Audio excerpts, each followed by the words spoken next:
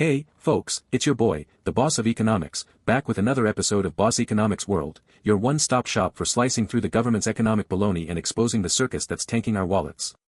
Today, we're diving headfirst into the latest fiscal dumpster fire, courtesy of Treasury Secretary Scott Bessent and the Republican tax cut Fantasyland.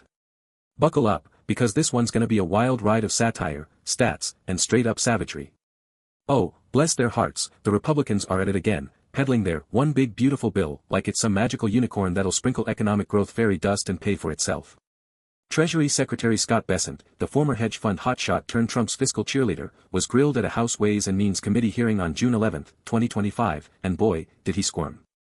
When asked point-blank if this tax legislation would balloon the already monstrous federal debt, Bessent gave us the political equivalent of a shrug. It remains to be seen. Translation: we have no clue, but we're crossing our fingers and hoping for the best. Now, folks, let's break this down from the surface to the core, boss economic style, because this isn't just about one bill, it's about a systemic addiction to fiscal irresponsibility that's driving the US economy straight into a ditch. And don't worry, I've got the latest data, the spiciest examples, and enough satire to make even the most stoic central banker crack a smile. Let's start with the headline numbers, shall we? Bessent himself admitted that the US deficit for the 2025 fiscal year is projected to clock in at a jaw-dropping 6.5% to 6.7% of GDP. For context, that's the third straight year of deficits exceeding 6% of GDP, 6.4% in 2024 and 6.2% in 2023. Now, Bessent had the audacity to say, what we are seeing here is a blowout in the spending, and claimed, we have never seen a deficit to GDP this large outside of wars, pandemics, or recessions. Oh, Scott, let me get this straight. You're shocked, that deficits are ballooning when your party's been slashing taxes like a Black Friday sale at a machete store. Let's not forget, folks, the Congressional Budget Office, CBO, dropped a bombshell, estimating that the House version of this tax bill, passed in May 2025, would add a cool $2.4 trillion to deficits over the next decade.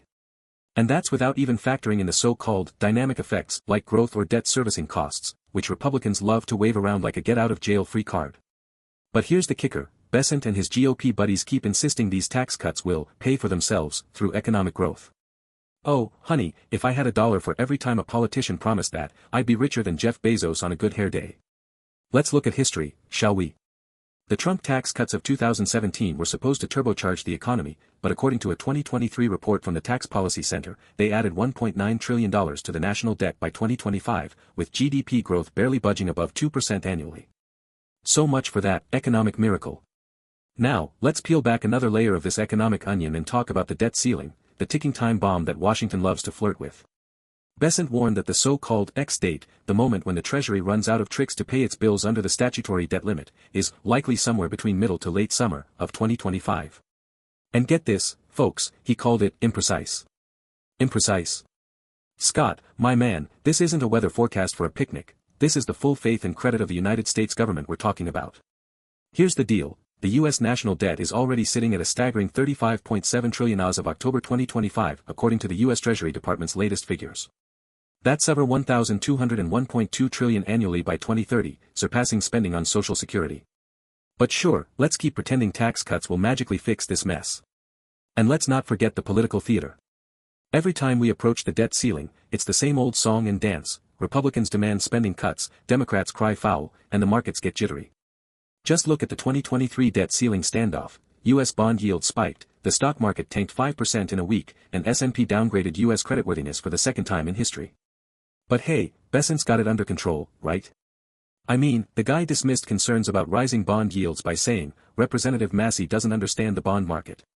Oh, the irony, coming from a guy who's betting the farm on tax cuts that defy basic arithmetic. Now, let's get to the heart of the matter, folks, the systemic rot at the core of this economic circus. The U.S. government, under both parties, has become addicted to borrowing, and the Trump administration is just the latest dealer in town. Bessent had the gall to say, I find it very difficult to be lectured to by people who created the largest deficit in history. Oh, Scott, you sweet summer child, let's talk about your boss's track record. Under Trump's first term, the national debt ballooned by $7.8 trillion, according to the Committee for a Responsible Federal Budget, thanks to tax cuts, COVID spending, and a refusal to rein in entitlements. And now, with this new tax bill, they're doubling down on the same failed playbook. But here's the real kicker, this isn't just about numbers, it's about priorities. While Bessent and the GOP are busy handing out tax breaks to corporations and the ultra-wealthy, everyday Americans are getting crushed. Inflation, which hit 4.1% in 2025 according to the Bureau of Labor Statistics, is eroding purchasing power. Real wages have stagnated, with the Economic Policy Institute reporting that median household income, adjusted for inflation, is still below its 2019 peak. And don't even get me started on housing. Redfin data shows the median home price in the U.S. soared to $450,000 in 2025, up 8% from last year, pricing out millions of first-time buyers. Meanwhile, the government's fiscal irresponsibility is setting us up for a reckoning. The International Monetary Fund, IMF, warned in its October 2025 World Economic Outlook that the U.S.'s unsustainable fiscal trajectory risks triggering a global financial crisis if left unchecked. And let's not forget the bond market vigilantes, those investors who can send borrowing costs through the roof if they lose confidence in U.S. fiscal policy. Just look at the UK in 2022, when Liz Truss's unfunded tax cuts caused a run on the pound and forced the Bank of England to intervene. Is that the future we want, folks? Now, let's take a moment to appreciate the sheer absurdity of Bessent's performance at the hearing. When pressed on tax revenues, he laughed at the idea that Biden's IRS budget boost was responsible for the uptick.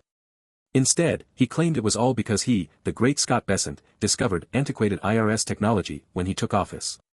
Oh, give me a break, Scott. You're telling me you single-handedly dragged the IRS into the 21st century? What's next, claiming you invented the internet? And then there's the Harvard tax status drama. When asked if he discussed Harvard's tax-exempt status with Trump, Bessent played dumb, saying, "I've had no conversations." Sure, Scott, and I'm the Queen of England. This is the same administration that's been itching to weaponize the IRS against its political enemies, and Bessent's assurances that he'll follow the law ring about as hollow as a politician's promise to cut spending. Here's the deal, folks, this isn't just about tax cuts or deficits, it's about a government that's lost the plot, dragging the economy into a ditch while ordinary Americans pay the price. The data is clear. Tax cuts don't pay for themselves, deficits are spiraling, and the debt ceiling is a ticking time bomb. And with inflation raging, wages stagnating, and housing unaffordable, the stage is set for a serious economic reckoning, maybe even a recession by 2026, if the IMF's warnings are any indication. So, what's the solution? Well, don't hold your breath for Washington to fix this mess. Bessent's goal of getting the deficit below 4% of GDP by the end of Trump's term is a pipe dream without serious spending cuts or tax hikes, neither of which the GOP has the spine to touch. Instead, it's up to us, the people, to demand accountability, to call out the clowns running the show, and to protect our own financial futures. That's all for today, folks. If you enjoyed this episode of Boss Economics World, smash that like button, subscribe, and ring the bell, because someone's gotta keep these economic jokers in check, and it sure as heck ain't gonna be Scott Bessent. Until next time, stay savvy, stay skeptical, and keep bossing those economics.